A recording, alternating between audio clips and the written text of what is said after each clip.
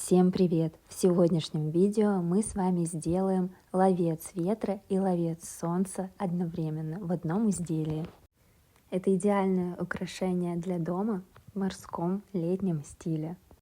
Нам понадобится основа для ловца 150 мм, шнур 0,8 мм, диски 50 и 30 мм, хрусталь крошка 8 мм, бусины майорки 8 мм, барочная майорка 6 штук, бусины ракушки также 6, крючок для ловца и интерьерные кристаллы, подвеска крупная и небольшие бусины. Отмеряем отрезок шнура комфортной длины от 60 см до метра и подпаливаем один из концов, чтобы легче было набирать бусины. На самом деле шнур лучше брать длиной около метра. Так можно будет избежать нескольких лишних действий. На шнур нанизываем крупный диск из перламутра и перемещаем его ближе к концу. Свободный хвостик лучше оставить подлиннее. В нашем мастер-классе мы оставляем короткие концы и будем потом немного перевязывать узлы по-другому. Но если вы берете длинный шнур, например, длиной метр, то можно оставить конец как минимум 30 сантиметров. Низ подвески крепим обычным узелком. Главное крепко и туго его завязать прямо под подвеской. Этот принцип сохранится на протяжении всего создания ловца солнца и ветра. Далее на шнур нанизываем бусину в виде ракушки. Перемещаем ее в то место, где хотим ее видеть. Мы сделаем отступ в 3 сантиметра и вновь завязываем узелок, чтобы закрепить бусину на шнуре. Далее возьмем перламутровый диск меньшего диаметра, 30 мм, и проденем шнур в оба отверстия. Перемещаем поближе к бусине, отступаем от нее также около 3 см и завязываем узелок. Далее на шнур нанизываем бусину кристалла. Также делаем отступ несколько сантиметров и здесь завязываем сразу 2 узла для надежного крепления, так как в бусине большое отверстие и узел может проскочить через него, поэтому второй узел завязываем поверх первого, чтобы он был толстым и бусина не проходила через него. Далее на шнур нанизываем барочную майорку. Отверстие может быть немного маленьким, поэтому можно использовать шило-расширитель для того, чтобы отверстие увеличить. После бусины завязываем узелок. Получается такая последовательность подвесок. Добавим еще бусины хрусталя. Нанизываем 4 бусины и завязываем узелок. Получается такая последовательность. Далее повторяем всю эту последовательность 6 раз. Материалы используем все те же самые. А вот и принцип, по которому можно расширить отверстие в барочном жемчуге. Итак, мы уже подготовили 6 одинаковых заготовок. В местах, где нанизаны бусины, ракушки и майорки, мы иногда меняли направление бусины. Так как в мастер-классе мы использовали короткий шнур 60 см, то снимаем первое отверстие большого диска со шнура и завязываем узелок. Должно получиться по одному узлу с каждой стороны перламутрового диска. Лишний шнур можно отрезать.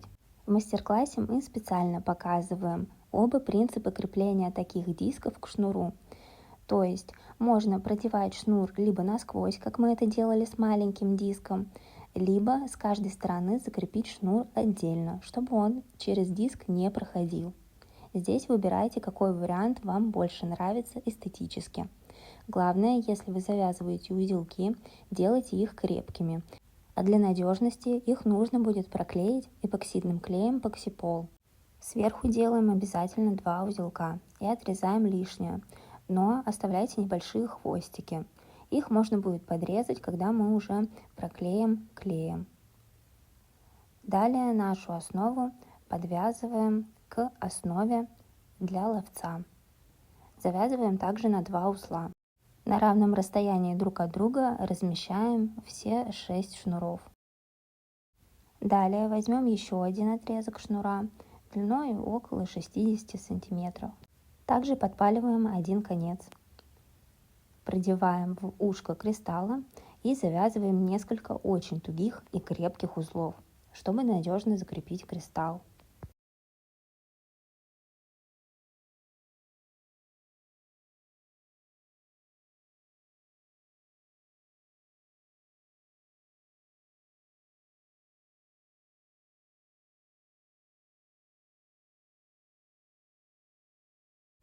Лишний конец шнура отрезаем.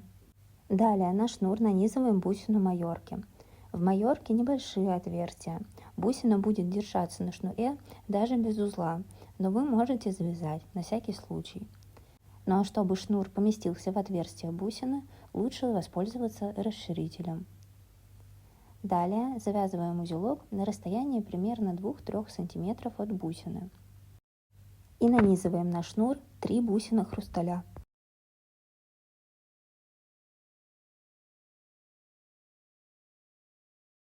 Далее вновь нанизываем на шнур бусину майорки.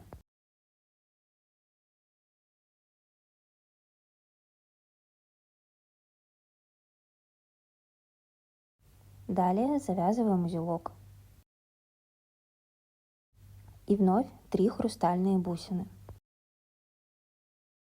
После этого снова идет бусина майорки. Отгибаем нижнюю петельку крючка. Теперь возьмем в руку все шнуры от будущего ловца. Концы шнуров должны располагаться на равном расстоянии, чтобы у каждого шнура было одинаковое натяжение. В центр помещаем последний созданный шнурок с большим кристаллом и выбираем высоту, на которой он будет находиться относительно всего ловца. Крайне аккуратно формируем узелок так, чтобы не сбить шнуры относительно друг друга.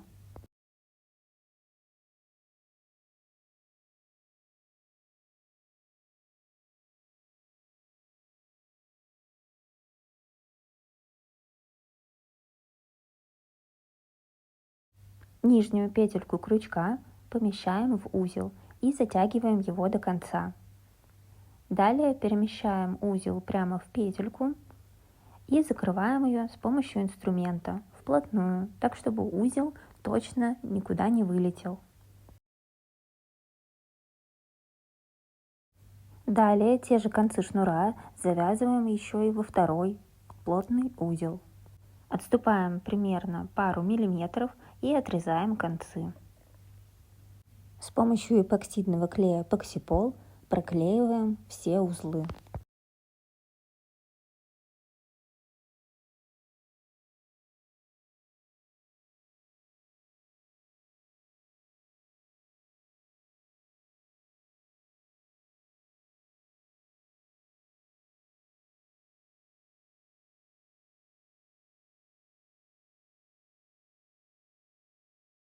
И в итоге у нас получается такой замечательный ловец солнца и ветра.